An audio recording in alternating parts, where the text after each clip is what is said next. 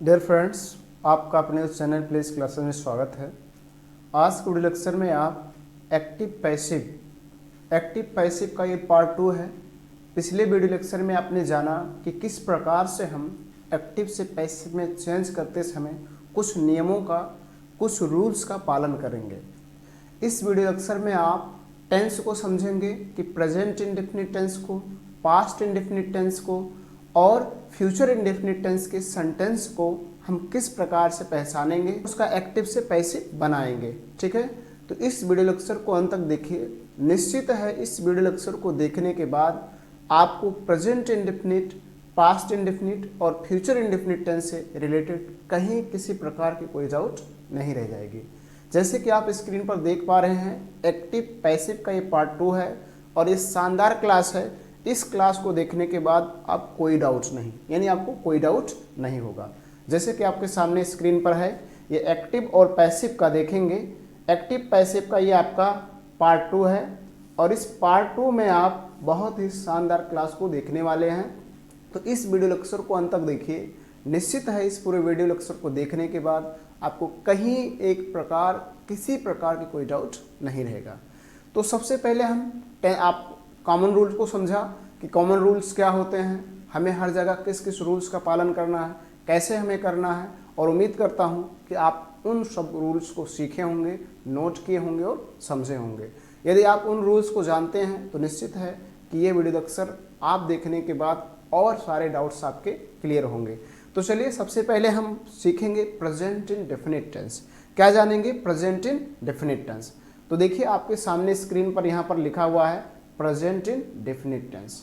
ठीक है, present indefinite tense और यहाँ पर लिखा हुआ देखिए स्ट्रक्चर में एक्टिव वॉइस और फिर पैसिव वॉइस, यानी एक्टिव वॉइस का सेंटेंस कैसे होगा और फिर पैसिव वॉइस उसका कैसे बनाया जाएगा, ये दोनों आपके सामने बहुत ही बेहतरीन और बहुत ही अच्छे तरीके से लिखे गए हैं। तो एक्टिव वॉइस का स्ट्रक्चर कैसे होगा? सबसे पहले सब्जेक्ट होगा, फिर V1 या V5 होगा, V1 या V5। अब चलिए V1 या V5 की बात कर लेते हैं। तो जैसे पर एक वर्ड लिखा ईट। ठीक है, तो ये आपका फर्स्ट फॉर्म है। क्या है? First form. इसका सेकेंड फॉर्म होता है एट, EATE। इसका थर्ड फॉर्म होता है ईटेम। ठीक है, और इसका फोर्थ फॉर्म होता है ईटिंग। क्या होता है? ईटिंग। ठीक है, और इसका फिफ्थ फॉर्म होता है ईट्स। तो ये हर वर्ब के इस तरह से 5 फॉर्म होते हैं। ठीक, जैसे कि आप ऊपर देख रहे हैं, ईट जो है ये फर्स्ट फॉर्म है, एट जो आपका है ये सेकेंड फॉर्म है, ईटेन आपका थर्ड फॉर्म है और ईटिंग आपका फोर्थ फॉर्म है। ठीक है, और यहाँ पर ईट्स जो है ये आपका फिफ्थ फॉर्म है, 5वां फॉर्म है।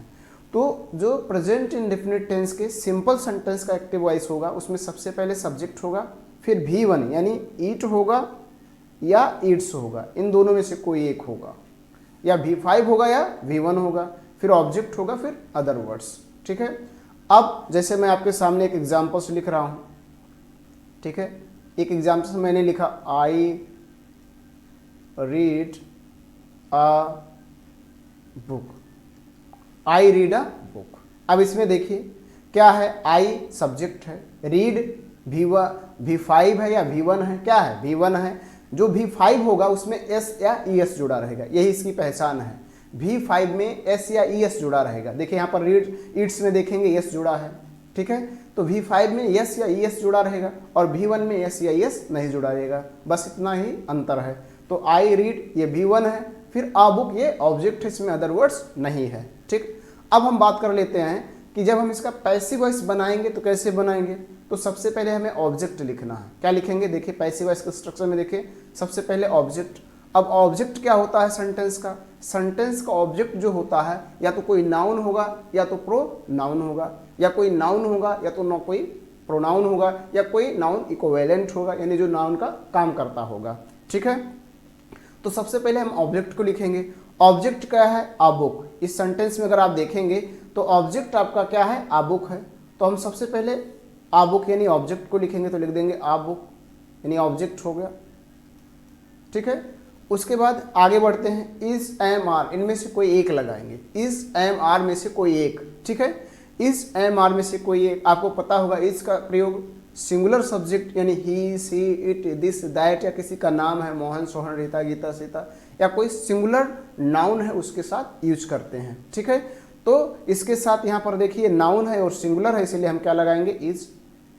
और उसके बाद लगाएंगे V3 वर्ब का थर्ड फॉर्म। आपने रूल्स में सीखा कि पैसिव वॉइस में हमेशा वर्ब का थर्ड फॉर्म लगता है। कौन सा फॉर्म लगता है, थर्ड फॉर्म। तो थर्ड फॉर्म लगाएंगे, रीड का थर्ड फॉर्म रीड ही होता है। ठीक है, उसके बाद अदर वर्ड्स में कोई नहीं बचा, तो अब हम लगाएंगे बाई, और उसके बाद लिखेंगे सब्जेक्ट। सब्जेक्ट कौन है, आपका आई है, लेकिन ये क्या है, प्रोनाउन है। मैंने क्या पढ़ाया था, मैंने क्या बताया था कि यदि कोई नाउन है तो वैसे ही रहेगा, लेकिन यदि कोई प्रोनाउन है तो बदलेगा। और वहाँ पर मैंने एक टेबल दिखाया था और उस टेबल में ये बताया कि आई को हमें किस में चेंज करना है, मी में। ठीक है, तो हम यहाँ आई को किस में चेंज कर देंगे, मी में, उसके बाद फुल स्टॉप। तो इस तरह से हमारा पैसिव वॉइस बनकर तैयार हो गया। अब देखिए कितना इजी है, बट आपको थोड़ा ध्यान से इसको देखना पड़ेगा, समझना होगा। आप आसानी से हर एक सेंटेंस का ट्रांसलेट कर पाएंगे, हर एक सेंटेंस का आप पैसिव वॉइस बना ले जाएंगे। ठीक है, अब चलिए एक और सेंटेंस लेते हैं, दूसरा सेंटेंस यानी एक और सेंटेंस मान लीजिए मैंने लिखा एक और सेंटेंस। ठीक है, एक सेंटेंस में लिखा Ram sings a song, Ram sings a song, ये दूसरा सेंटेंस है। अब इस सेंटेंस को आपको समझना, देखिए एक्टिव का स्ट्रक्चर समझिए तो सबसे पहले सब्जेक्ट है राम, उसके बाद यहाँ पर V5 है, यस या ई एस लगा रहे तो V5, यस या ई एस तो V5 होगा। तो देखिए यस लगा है, फिर ऑब्जेक्ट है और सॉन्ग, अदर वर्ड्स नहीं है। ठीक है, अब चलिए इसको हम पैसिव वॉइस बनाते हैं। पैसिव वॉइस के स्ट्रक्चर में समझिए, सबसे पहले हमको क्या लिखना है, ऑब्जेक्ट। क्या लिखना है, ऑब्जेक्ट। ऑब्जेक्ट कौन है, अ सॉन्ग। सॉन्ग क्या किसको किसे, यदि आप हिंदी अनुवाद कर पाते हैं तो क्या किसको किसे लगाइए, और क्या किसको किसे लगाने पर जो जवाब में मिलेगा उसी को हम कहेंगे कि ये हमारा ऑब्जेक्ट है। तो राम एक गीत गाता है, राम क्या गाता है, एक गीत, तो ये गीत हमारा क्या हो गया, ऑब्जेक्ट। तो सबसे पहले हम लिखेंगे आ सॉन्ग। ठीक है, उसके बाद इज, एम, आर में से कोई एक, तो यहाँ पर इज लगेगा। ठीक है, आई एम का प्रयोग हमेशा आई के साथ होगा और किसी के साथ नहीं होगा। आर का यूज प्लूरल सब्जेक्ट के साथ होगा, यानी we, you, they, these, those, या कोई नाउन है जो प्लूरल फॉर्म में है उसके साथ यूज करेंगे। ठीक, तो यहाँ इज होगा, अ सॉन्ग इज। अब उसके बाद V3 लगाना, वर्ब का थर्ड फॉर्म। सिंग का थर्ड फॉर्म होता है संग, SUNG, संग। अदर वर्ड्स में नहीं है तो बाई लगाएंगे और फिर लिखेंगे सब्जेक्ट। सब्जेक्ट देखिए, सब्जेक्ट आपका क्या है, राम, जो कि एक नाउन है, और जब कोई नाउन होगा तो उसमें कोई चेंजिंग नहीं होगा, यानी जैसे है वो वैसे लिख दिया जाएगा। ठीक है, तो इस तरह से इसका पैसिव वॉइस हो जाएगा, a song is sung by Ram. ठीक, अब चलिए बात कर लेते हैं एक और सेंटेंस की। एक और सेंटेंस ले लिया जाता है और उसको समझते हैं कि किस प्रकार से होगा। तो मैंने आपके सामने एक तीसरा सेंटेंस लिया, और तीसरा सेंटेंस मैंने लिया कि he gives me a pen, he gives me a pen। ठीक है, मैंने एक तीसरा सेंटेंस लिया, इसको भी आप समझेंगे तो देखिए एक्टिव स्ट्रक्चर को समझिए। तो सबसे पहले क्या है, सब्जेक्ट है, देखिए सब्जेक्ट, गिव्स यानी इसमें यस लगा है, V5 है, फिर ऑब्जेक्ट है मी, और फिर अदर वर्ड्स में आ पेन है। ठीक है, आ पेन भी एक ऑब्जेक्ट ही है, इस बात को समझना है, लेकिन ये अदर वर्ड्स में काउंट किया जाएगा। ठीक, अब जब ऐसे सेंटेंसों का हमें पैसिव वॉइस बनाना हो जिसमें दो ऑब्जेक्ट हो, तो हम उस ऑब्जेक्ट को देखेंगे कि कहीं वो ऑब्जेक्ट कंप्लीमेंट तो नहीं है। यदि ऑब्जेक्ट कंप्लीमेंट है तो उससे हम पैसिव वॉइस नहीं बनाएंगे। इस पर हम बहुत बेहतरीन, बहुत अच्छे तरीके से बात करेंगे कि ऑब्जेक्ट कंप्लीमेंट क्या होता है, यानी ऑब्जेक्ट कंप्लीमेंट की मदद से पैसिव वॉइस नहीं बनाना है, और ऑब्जेक्ट कंप्लीमेंट क्या होता है। तो आप यहाँ पर इसको छोड़ दीजिए, अगले वीडियो लेक्चर में इस पॉइंट पर बात करेंगे कि ऑब्जेक्ट कंप्लीमेंट क्या होता है। चलिए, तो यहाँ पर दो ऑब्जेक्ट, एक है मी और एक है आ पेन। तो जब किसी सेंटेंस में दो ऑब्जेक्ट दिए हो तो दोनों से आप पैसिव वॉइस बना सकते हैं। तो अगर आप मी को लेंगे तो मैंने उस स्ट्रक्चर में रूल्स में ये बताया हुआ था, जो टेबल बनाया था उसमें कहा था कि आई मी होगा, लेकिन यदि मी है तो वो आई हो जाएगा, तो यहाँ पर हो जाएगा आई। अब देखिए जब आई हो गया तो आई के साथ क्या लगता है, एम, हमेशा एम लगेगा और कोई नहीं लगेगा, तो आई एम उसके बाद V3 लगाएंगे, वर्ब का थर्ड फॉर्म। गिव का थर्ड फॉर्म होता है गिवन। उसके बाद अदर वर्ड्स में आपका बचा है आ पेन। उसके बाद और कोई नहीं बचा तो लगा देंगे बाई, और फिर सब्जेक्ट। सब्जेक्ट देखेंगे आपका ही है, एक प्रोनाउन है, और जब प्रोनाउन होगा तो ही होगा तो चेंज होकर बन जाएगा हिम, तो यहाँ लगा देंगे हिम। ठीक, उसके बाद फुल स्टॉप। तो ये आपने मी को लेकर बनाया। जब मी ऑब्जेक्ट होगा तो इस तरह से इसका पैसिव वॉइस बनेगा। लेकिन मी को नहीं, आप पेन को लिया जाए, आप पेन की मदद से इसका पैसिव वॉइस बनाया जाए, तो यहाँ पर आप लेफ्ट साइड में देखेंगे, जब आप पेन लेंगे तो यहाँ लिखेंगे आ पेन, तो आ पेन के अनुसार यहाँ पर इज का यूज होगा, और V3 वर्ब का थर्ड फॉर्म गिवन ही रहेगा, और अदर वर्ड में क्या आपका बचा मी, और फिर लगा देंगे बाई, और फिर सब्जेक्ट आपका वही है ही, और ये हो जाएगा। तो इस तरह से बनेगा। कब? जब आप ऑब्जेक्ट के रूप में आप पेन को यूज करेंगे तो इस तरह से बनेगा, और जब मी को यूज करेंगे तो इस तरह से बनेगा। तो ये आपको ध्यान रखना है, जब दिए गए सेंटेंस में दो ऑब्जेक्ट हों तो दोनों ऑब्जेक्टों में से किसी को भी लेकर आप पैसिव वॉइस बना सकते हैं, और दोनों ही सेंटेंस आपके राइट होंगे। ठीक है, तो मैं उम्मीद करता हूं कि आपको प्रेजेंट इंडेफिनिट टेंस का जो सिंपल सेंटेंस होता है उसका पैसिव वॉइस करना आपको आ गया होगा, और आप आज के बाद इनका आसानी से पैसिव वॉइस कर सकते हैं। अब चलिए दूसरे स्लाइड्स में चलते हैं और समझते हैं प्रेजेंट इंडेफिनिट टेंस का नेगेटिव सेंटेंस कैसे होगा, और नेगेटिव सेंटेंस को हम कैसे पहचानेंगे। ठीक है, तो आपके सामने नेक्स्ट स्लाइड्स है। ये देखिए प्रेजेंट इंडेफिनिट टेंस का नेगेटिव सेंटेंस है, और इस नेगेटिव सेंटेंस में नेगेटिव सेंटेंस की क्या पहचान होती है? जो नेगेटिव सेंटेंस होगा उसमें डू नॉट होगा या डज नॉट होगा। डू नॉट होगा या डज नॉट। जब किसी सेंटेंस में डू नॉट का यूज हो या डज नॉट का यूज हो तो आपका प्रेजेंट इंडेफिनिट टेंस होता है और वो नेगेटिव सेंटेंस होता है। यहाँ पर देखिए इसका एक्टिव वॉइस स्ट्रक्चर लिखा गया है। सबसे पहले सब्जेक्ट होगा, उसके बाद डू या डज, इनमें से कोई एक, फिर नॉट होगा, फिर V1। जब डू नॉट डज नॉट का यूज होगा तो V1 लगता है, वर्ब का फर्स्ट फॉर्म, उसके बाद ऑब्जेक्ट, फिर अदर वर्ड्स। ठीक है, अब जैसे मैं एक सेंटेंस आपके सामने लिख रहा हूँ, इस सेंटेंस से हम समझेंगे कि कैसा होगा। तो देखिए मैंने एक एग्जाम्पल्स आपके सामने लिखा। पहला एग्जाम्पल्स मैंने लिखा we do not obey our parents.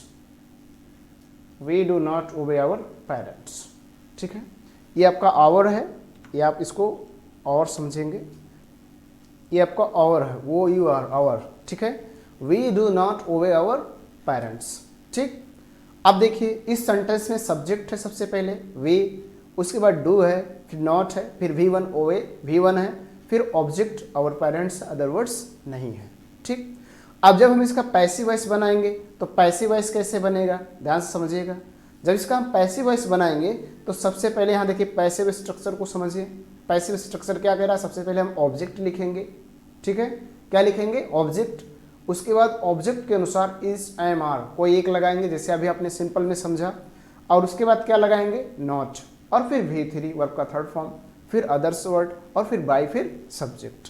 जैसे देखिए पहले को देखा जाए तो पहले में ऑब्जेक्ट कौन है? Our parents. सबसे पहले लिख देंगे आवर पेरेंट्स।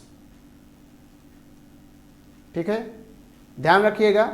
आप सोचेंगे कि यहाँ पर आवर भी एक प्रोनाउन है तो ये भी बदलेगा, बिल्कुल नहीं बदलेगा, क्योंकि ये ना ऑब्जेक्ट है ना सब्जेक्ट है।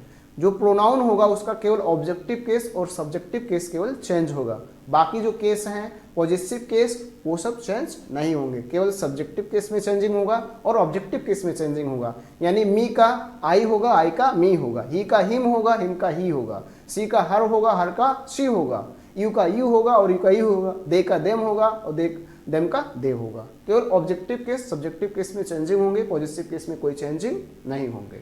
ठीक, इसलिए आवर ही रहेगा। आवर पेरेंट्स, अब पेरेंट्स मतलब माता पिता, दो लोग की बात हो रही, नहीं प्लूरल है। जब प्लूरल होगा तो हम क्या लगाएंगे? आर, उसके बाद लगाएंगे नॉट, उसके बाद V3 वर्ब का थर्ड फॉर्म, यानी ओबे का थर्ड फॉर्म होता ओबेट, यानी ईडी लगा दीजिए।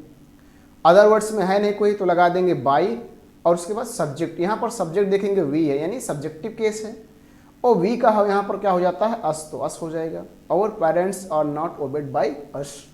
ठीक है, उसके बाद फुल स्टॉप। इसी से चलिए एक और सेंटेंस लेते हैं।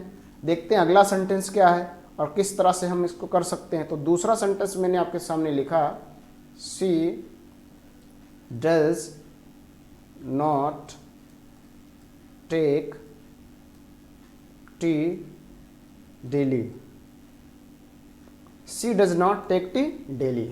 ठीक है, अब इसमें समझिए, सबसे पहले सब्जेक्ट है शी, फिर डज है, फिर नॉट है, फिर V1 है टेक, और फिर ऑब्जेक्ट है टी, और अदर दूसरों में डेली है। ठीक, अब जब हम इसका पैसिव वॉइस बनाएंगे तो कैसे बनाएंगे? सबसे पहले हमें ऑब्जेक्ट लिखना है। ऑब्जेक्ट कौन है? टी है, डेली नहीं है आपका, टी है। तो सबसे पहले हम टी को लिखेंगे, और टी को अगर देखा जाए तो ये आपका एक मटेरियल नाउन है, और मटेरियल नाउन ऑलवेज सिंगुलर होता है, यानी मटेरियल नाउन से मिल्क, वाटर, टी, ये सब ऑलवेज सिंगुलर होते हैं, नहीं हमेशा सिंगुलर होते हैं। और जब सिंगुलर होगा तो इनके साथ हम यूज करेंगे इज, और उसके बाद लगाएंगे नॉट, और उसके बाद V3 टेक का थर्ड फॉर्म लगाएंगे तो हो जाएगा टेकन। उसके बाद अदर वर्ड्स में डेली बचा है तो डेली लिख देंगे, और उसके बाद लगाएंगे बाई, उसके बाद सब्जेक्ट। सब्जेक्ट कौन है? शी, तो चेंज होकर हो जाएगा हर। ठीक है, यदि आप पार्ट 1 को नहीं देखे हैं तो आप पार्ट 1 देख लीजिए। पार्ट 1 देखने के बाद आपके सारे रूल्स क्लियर हो जाएंगे, और इस वीडियो लेक्चर में आप आसानी से हर सेंटेंस का पैसिव वॉइस कर पाएंगे। ठीक है, अब आगे एक और सेंटेंस लेते हैं। 2 सेंटेंस आपने देखा, एक और सेंटेंस लेते हैं, तीसरे सेंटेंस को, और ये समझेंगे इस तीसरे सेंटेंस को कैसे पैसिव वॉइस बनाएंगे। आपके सामने है मोहन मोहन, यहाँ पर डू नॉट या डज नॉट का यूज करना है, इसलिए हम इसको इस तरह से लिखेंगे, Mohan does not play hockey. Mohan does not play hockey. ठीक है, Mohan does not play hockey. ठीक, अब क्या करोगे? सबसे पहले हम इसको क्या करेंगे? ऑब्जेक्ट देखेंगे। ऑब्जेक्ट कौन है? तो ऑब्जेक्ट हमारा है हॉकी। क्या है? हॉकी। तो यहाँ पर हम सबसे पहले हॉकी लिख देंगे। हॉकी एक खेल है जो कि इकलौता है, अकेला है, तो इसलिए अकेला होगा तो हम क्या लगाएंगे? इज, फिर लगाएंगे नॉट, फिर लगाएंगे V3, प्ले का थर्ड फॉर्म होता है प्लेड, और उसके बाद बाई लगा देंगे, कोई और बचा नहीं, और फिर सब्जेक्ट। सब्जेक्ट कौन है? मोहन। जब कोई नाउन होगा तो वैसे ही रहेगा, उसमें कोई चेंज नहीं होगा। इस तरह से आपको प्रेजेंट इंडेफिनिट टेंस के नेगेटिव सेंटेंस का ट्रांसलेट करना है। उम्मीद करता हूं कि आप इसको समझ गए होंगे कि किस प्रकार से हम इसका पैसिव वॉइस में चेंजिंग कर सकते हैं, किस प्रकार से हम इसको एक्टिव में पैसिव में बदल सकते हैं। अब हम समझेंगे प्रेजेंट इंडेफिनिट टेंस के इंट्रोगेटिव सेंटेंस का पैसिव वॉइस कैसे किया जाता है। तो आपके सामने स्क्रीन पर देखिए आ गया इंट्रोगेटिव सेंटेंस। और इंट्रोगेटिव सेंटेंस चूंकि 2 प्रकार का होता है, इसलिए फर्स्ट टाइप्स को समझेंगे। फर्स्ट टाइप्स यहाँ पर है, शुरू में देखिए डू डज होगा। एक होता है जिसके शुरू में डू या डज होगा, एक होता है जिसके शुरू में कोई WH फैमिली वर्ड्स होगा, यानी हु होगा, वाच होगा, वाई होगा, वेयर होगा, ऐसे कोई WH फैमिली वर्ड्स होंगे। वो आप अभी इसके बाद समझेंगे उसका हम कैसे पैसिव में चेंज करेंगे। ठीक है, तो देखिए सबसे पहले डू या डज, इनमें से कोई एक होगा, या तो डू होगा या डज, फिर सब्जेक्ट होगा, फिर V1 होगा, फिर ऑब्जेक्ट होगा, फिर अदर वर्ड्स, और अंत में आपका होगा क्वेश्चन मार्क। अंत में क्या होगा? Question mark. जैसे देखिए मैं आपके सामने एक एग्जाम्पल्स लिख रहा हूँ, और इस एग्जाम्पल्स में समझेंगे। पहला एग्जाम्पल्स मैंने लिखा कि do you know me. Do you know me, do you know me, क्या तुम मुझे जानते हो? तो देखिए सबसे पहले क्या है? डू है, फिर उसके बाद सब्जेक्ट है यू, फिर नो V1 है, वर्ब का फर्स्ट फॉर्म है, फिर मी ऑब्जेक्ट है, अदर वर्ड्स नहीं है। अब जब हम इसका पैसिव वॉइस करेंगे तो पैसिव वॉइस कैसे करेंगे? पैसिव वॉइस इस स्ट्रक्चर के अनुसार करेंगे। क्या कह रहा है? सबसे पहले इज एम आर लगाओ, लेकिन इज एम आर कैसे लगाओगे? ऑब्जेक्ट को देखकर। ऑब्जेक्ट कौन है आपका? इस सेंटेंस में ऑब्जेक्ट आपका मी है, और मी जो प्रोनाउन है और सब्जेक्ट ऑब्जेक्टिव केस है तो बदलेगा। मी का क्या होगा? आई, और आई के साथ हमेशा लगता है एम, इसलिए सबसे पहले हम एम लगाएंगे और उसके बाद आई लगाएंगे। अब एम हो गया, ऑब्जेक्ट हो गया, V3 लगाना, वर्ब का थर्ड फॉर्म। नो का थर्ड फॉर्म होता है नोन, तो यहाँ पर हम लगा देंगे नोन। ठीक है, उसके बाद अदर वर्ड्स में कोई है नहीं, अब लगा देंगे बाई, और उसके बाद सब्जेक्ट। सब्जेक्ट आपका यू है, और यू का ऑब्जेक्टिव केस ही यू होता है, यानी यू रहेगा, और फिर उसके बाद लगा देंगे क्वेश्चन मार्क। ठीक, इस तरह से आपको करना है। इसी प्रकार से चलिए एक और सेंटेंस लेते हैं। दूसरा सेंटेंस आपके सामने है, मान लीजिए लिखा है does the boy eat an apple. Does the boy eat an apple. ठीक है, ये सेंटेंस में देखिए। तो सबसे पहले हमें पैसिव वॉइस बनाते समय इज एम आर लगाना, जैसे कि आप स्ट्रक्चर में देख पा रहे हैं। तो हम सबसे पहले इज एम आर लगाएं, लेकिन किसके अनुसार? ऑब्जेक्ट क्या है? अन एप्पल। क्या है आपका? अन एप्पल। तो सबसे पहले अन एप्पल के अनुसार लगाया जाए तो क्या लगेगा? इज। उसके बाद लगाएंगे अन एप्पल। ठीक है, अन एप्पल होगा। उसके बाद देखेंगे V3 लगाना, वर्ब का थर्ड फॉर्म, ईट का थर्ड फॉर्म होता है ईटेन, तो ईटेन लगा देंगे। और कोई है नहीं, अब लगा देंगे बाय। और फिर सब्जेक्ट द बॉय है तो द बॉय ही रहेगा, क्योंकि नाउन में कोई चेंजिंग नहीं होता है। ठीक है, चलिए एक और सेंटेंस समझते हैं। एक सेंटेंस इंट्रोगेटिव सेंटेंस का नेगेटिव ले लेते हैं, यानी उसमें अगर नॉट का यूज है तब हम उसको कैसे करेंगे। जैसे आपके सामने तीसरा सेंटेंस है, मैंने लिखा है do I not beat him. इसको देखिए, मैं यहाँ नॉट का यूज कर दे रहा हूँ, do I not beat him. इसका हिंदी होगा क्या मैं उसे नहीं मारता हूँ। Do I not beat him, क्या मैं उसे नहीं मारता हूँ। तो इस सेंटेंस में देखिए नॉट का यूज है, घबराना नहीं है, बिल्कुल आसान है, वही रूल्स का पालन करना है। बस आपको ऑब्जेक्ट के बाद नॉट का यूज कर देना है। ठीक है, यानी जहाँ पर नॉट है वहीं रहेगा, वहाँ से हटेगा नहीं। जैसे देखिए, अब इसका हम पैसिव वॉइस बनाएंगे तो कैसे बनाएंगे? पैसिव वॉइस बनाया जाए तो पैसिव वॉइस में सबसे पहले हमें इज एम और लगाना है, लेकिन ऑब्जेक्ट देखना है। ऑब्जेक्ट क्या है? हिम है। और जब हिम होगा तो चेंज होगा और क्या बन जाएगा? ही, और ही के साथ लगता है इज, इसलिए सबसे पहले हम लगाएंगे इज। उसके बाद ऑब्जेक्ट ही हो जाएगा, और चूंकि यहाँ नॉट है तो यही नॉट ही रहेगा, इज ही नॉट। अब V3 बीट का थर्ड फॉर्म लगाएंगे तो हो जाएगा वेटेन। और उसके बाद और कोई बचा नहीं तो लगा देंगे बाई, और फिर लगा दें सब्जेक्ट आए तो बदल कर हो जाएगा मी, और लगा देंगे अंत में क्वेश्चन मार्क। इस तरह से हम इनका पैसिव वॉइस करेंगे, पैसिव वॉइस बनाएंगे। तो उम्मीद करता हूँ ये भी आपको समझ में आ गया होगा। अब चलिए प्रेजेंट इंडेफिनिट टेंस के इंट्रोगेटिव सेंटेंस के सेकेंड टाइप्स को समझते हैं। दूसरा टाइप्स क्या है और कैसे हम उसका पैसिव वॉइस करेंगे। तो आपके सामने स्क्रीन पर देखिए सेकेंड टाइप्स आ गया, इंट्रोगेटिव सेंटेंस का सेकेंड टाइप्स। सेकेंड टाइप्स कैसे होगा? एक्टिव स्ट्रक्चर इस प्रकार से होगा। सबसे पहले कोई क्वेश्चन वर्ड होगा। क्वेश्चन वर्ड मतलब who, where, what, why, which, how many, how much, इस प्रकार से कोई क्वेश्चन वर्ड होगा, WH फैमिली का वर्ड्स होगा। उसके बाद डू या डज होगा।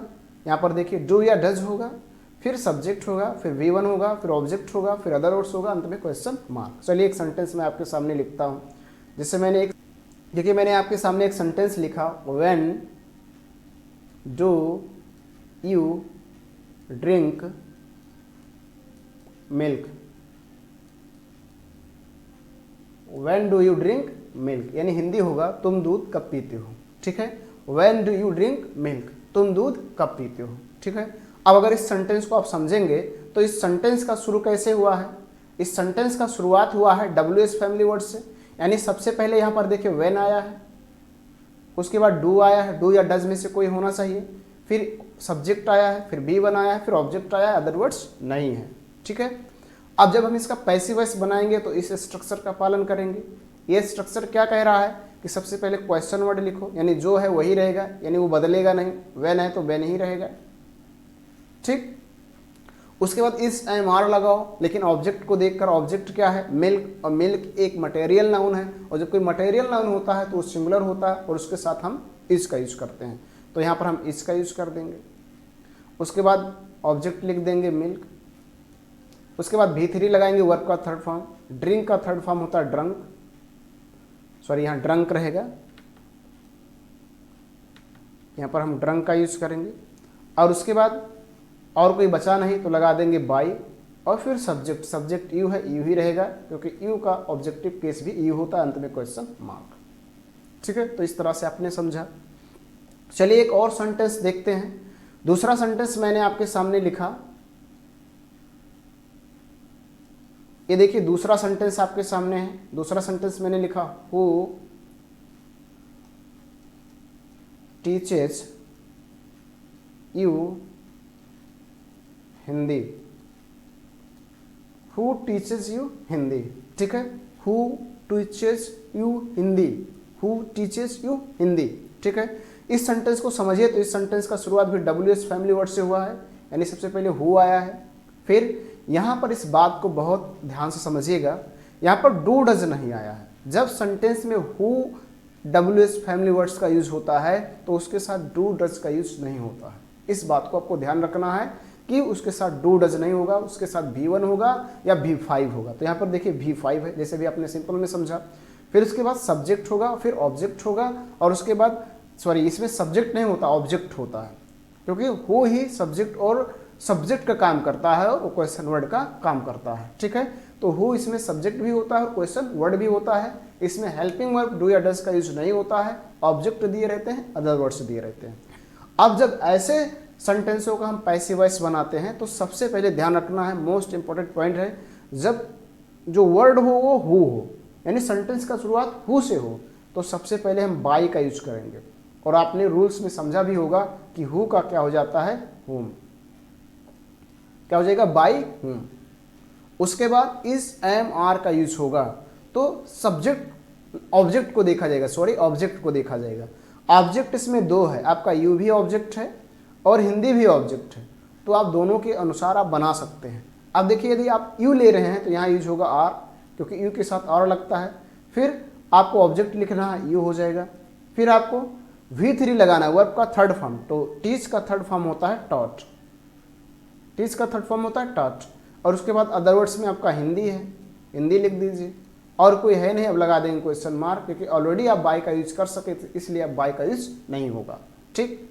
चलिए इसको दूसरे तरह से बनाते हैं। सबसे पहले बाय ही लगेगा, फिर होम ही रहेगा। अब यहाँ पर हम ऑब्जेक्ट चेंज कर रहे हैं, इस बार हिंदी ले रहे हैं, तो जब हिंदी लेंगे तो क्या यूज होगा, इज, और यहाँ पर लिखा जाएगा हिंदी, और यहाँ पर टॉट ही रहेगा क्योंकि वर्ब का थर्ड फॉर्म हमेशा लगेगा। और फिर अदर वर्ड्स में आपका यू है तो यहाँ लिख देंगे यू, और उसके बाद लगा देंगे क्वेश्चन मार्क। तो इस तरह से आपको इनका पैसिव वॉइस बनाना है, ठीक है। आपको समझ में आ गया होगा कि हम कैसे प्रेजेंट इंडेफिनिट टेंस के इंट्रोगेटिव सेंटेंस का पैसिव वॉइस बना सकते हैं, ठीक। यदि इसमें नॉट का यूज आ जाए तो जिस प्रकार से आपने पहले स्टेप में समझा, फर्स्ट टाइप में समझा कि हम केवल ऑब्जेक्ट के बाद नॉट का यूज कर देंगे, सेम वही काम यहाँ पर भी करना है, केवल ऑब्जेक्ट के बाद नॉट का यूज कर देना है। इस प्रकार से आपने सीखा कि प्रेजेंट इंडेफिनिट टेंस के सेंटेंसों को हम कैसे पहचानेंगे, उसका स्ट्रक्चर कैसे होगा, उसका पैसिव स्ट्रक्चर कैसे होगा, और किस प्रकार से हम एक सेंटेंस को पैसिव वॉइस में बदलेंगे, यानी एक्टिव से पैसिव में चेंज करेंगे।